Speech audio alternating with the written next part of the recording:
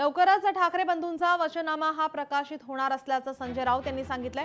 वचननामा प्रकाशनासाठी राज ठाकरे सेना भवनात येणार आहेत।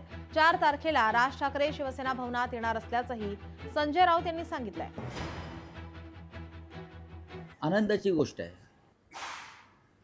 4 तारखेला सन्मान्य राज ठाकरे सुद्धा शिवसेना भवनात येत आहेत। वचननामा जो संयुक्त वचननामा आम्ही प्रकाशित करत आहोत, त्या संदर्भात काल उद्धवजी आणि राजसाहेबांमध्ये चर्चा झाली प्रदीर्घ काळ।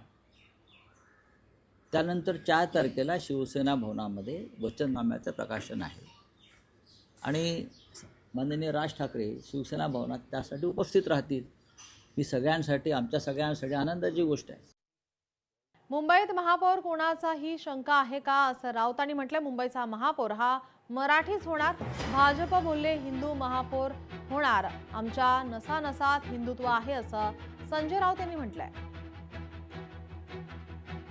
मुंबईमध्ये महापौर कोणाचाही शंका आहे का? मुंबईमध्ये ही शंका असताच कामा नये।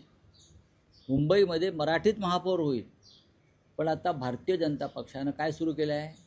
मुंबईचा महापौर हिंदू होईल, बरोबर नाही? हिंदू होईल। हे आम्हाला हिंदुत्व शिकवतात लफंगे, हे आम्हाला शिकवतात हिंदुत्व। या मुंबईतूनच हिंदुत्वाचा लढा बाळासाहेब ठाकरेंनी सुरू केला आहे, लक्षात घ्या। पण ही मुंबई मराठी आहे, हे लक्षात घ्या। आम्हाला हे हिंदुत्वाचं खूळ लावू नका।